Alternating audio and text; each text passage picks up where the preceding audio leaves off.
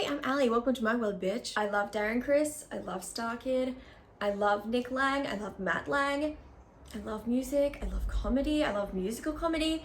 You'd think I'd love royalties, but I don't. So why didn't I like it? Short answer, Quibi. I don't like Quibi. Not even a little bit, not even at all. They thought they were filling a hole in the market, except that there wasn't even a hole there to begin with. We were fine without it. I don't even like watching stuff on my phone.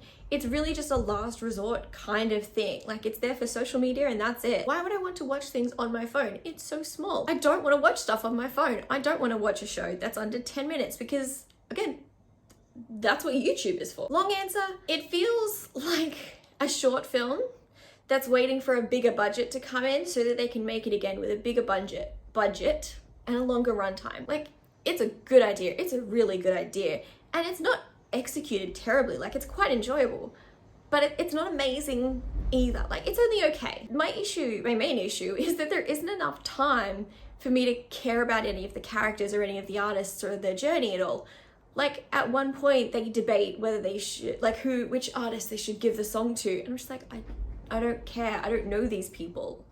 Like, oh great, it's an actor that I recognize, but who are they in this show? I don't care. I don't know them. And a big selling point for me and for a lot of people was that a lot of Glee people and a lot of Star Kid people would make appearances, but because the show is so short, they're hardly there at all. Like, they may as well have not even been there. Mostly my issue is that it's too short. I want more. Not more episodes, just longer episodes. 10 episodes is really good, but try for like 30-minute episodes, okay? Dive deeper, more jokes, more Joey Richter.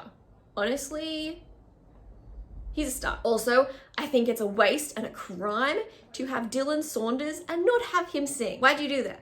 Like, I know it makes sense to not have him sing because people who aren't Star Kid people don't know who he is.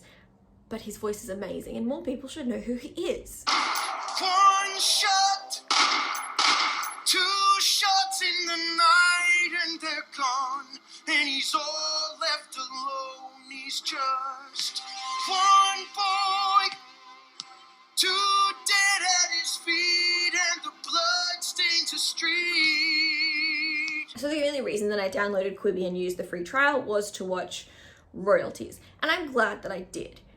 But there are still issues, and the issue is Quibi. Okay, so we feel that way about Quibi. We don't like it. And we feel that way about Royalties. It's too short. But do we feel that way about all of the shows on Quibi? Well, I mean, I can't possibly watch them all. Oh, wait a minute. Yes, I can. There's 6 episodes and I don't have a life. My entire life is work, but there is none right now. So I've got the time. I watched Flipped, which is a really great satire on renovation shows and the renovation couples and stuff. And I really, really like it. I really enjoyed it. But again, it's too short, okay? There's no time to flesh out anything. The show itself is absolutely predictable, however still enjoyable.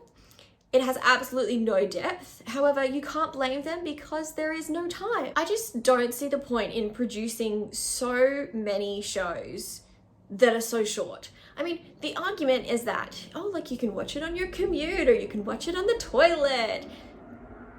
But that's what Twitter scrolling is for. There isn't a hole in the market.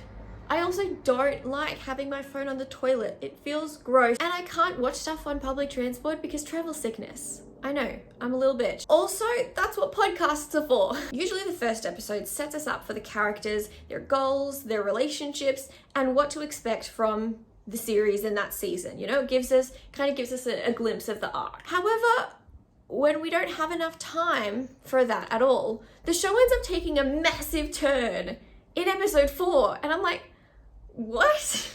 like I'm good with it. I like it, I enjoy it, but that came out of absolutely nowhere. And your response to that might be like, yeah, but like web series do that. But they feel different, they feel simpler, they feel smaller. So I watched Aqua Donkeys. I only watched the first couple of episodes because it was hard to get into because I know who these characters are, but like, what's your goal? What's the journey that you're going on?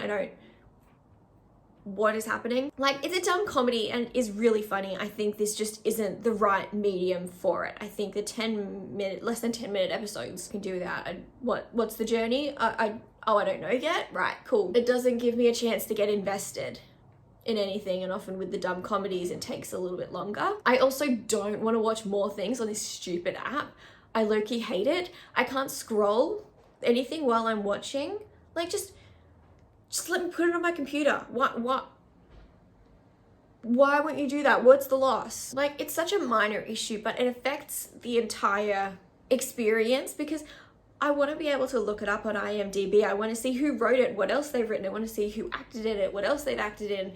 And I want to also reply to messages. But I can't do that when it's on my phone. I can't do that. I don't like it. I think the short form works for the mockumentary bits, like Kirby Jenner. Like, I wouldn't say no to more Kirby Jenner. Like, if you wanted to make it into 40-minute episodes, like, I'd be cool with that. Like, I would take it, because Keeping Up with the Kardashians have 40-minute episodes. Like, let's just follow that formula. Give me more Kirby Jenner.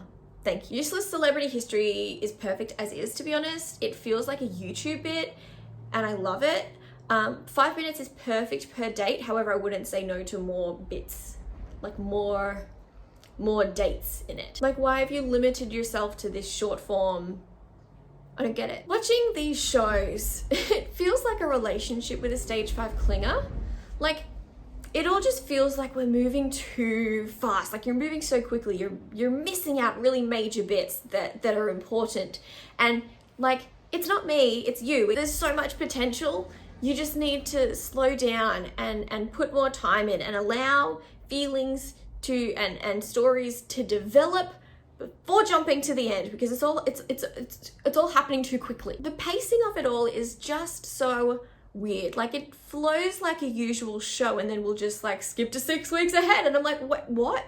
We missed so much there though. Like, it feels very jarring to watch. Like, right when I'm getting into it, it's like, whoop, episode break, and I'm like, what's stopping me from just not watching anymore? Because it's only 10 minutes. Like, it doesn't feel enticing to continue watching. Mostly because right when I'm getting into it, oh, it's over. The thing with this is that their whole argument is that it's really easy to pick up and just watch an episode. And that's fine. But in it being really easy to pick up and just watch an episode, it's also really easy to put it down and never come back to it again. I considered watching the Anna Kendrick one, Dummy, but I only have a 2-week trial and no money, and I don't want nightmares. But then I changed my mind. It's creative, it's funny, it's self-aware, but it's just very weird and creepy, and like the CGI for the dummy's face is like nightmare fuel, and it's like Renesmee.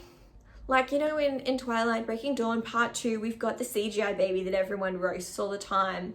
But I'm not talking this version. I'm talking the original version. I'm talking the animatronic doll. That's what it reminds me of, and I don't like it. It's very uncomfortable, and I don't like it. The show in general is just a very uncomfortable viewing experience because it's just it's cringe, and it's like unhealthy, codependent, and encouraging that unhealthy codependent relationship, and I just don't like that. It's a good and funny show, and Anna shines, and it's meta, but it's just not my kind of weird. I won't watch it again, but I'm glad I watched all 10 episodes, because then I'm just like, you know what, I'm done. I wash my hands of this, it's out, I'm done. But it's just so weird. Like, it's based on a true story, but how much of it is based on a true story? Like, I want to know how much this woman actually thought that she spoke to. Like, was it just inspired, or was it like she's actually talking to this doll? I considered watching Chrissy's Court, but she's not Judge Judy, and honestly, I just can't be bothered. There's a Liam Hemsworth show as well, which seemed really serious, and I don't know how they're gonna make that good if they've only got 6 minutes per episode. That doesn't make sense. I'm probably consuming Quibi all wrong because I'm binging it, but that's how we watch things in 2020. That's how we watch things as millennials. especially in lockdown, especially when there is no work right now. I'm just in a terrible mood about work. In conclusion, I think I just don't want to watch things on my phone, because then I have to turn it off whatever I'm watching to reply to a message. But I also can't scroll Twitter while I'm watching, and I can't check IMDb while I'm watching. Again, there is no hole in the market for this.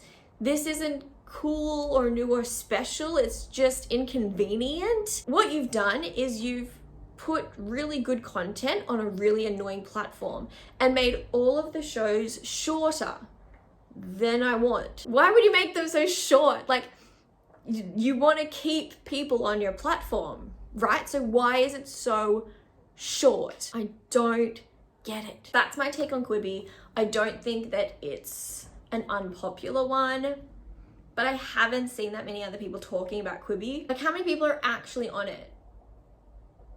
Like, not many, right? That's all. Don't be a dick. Bye.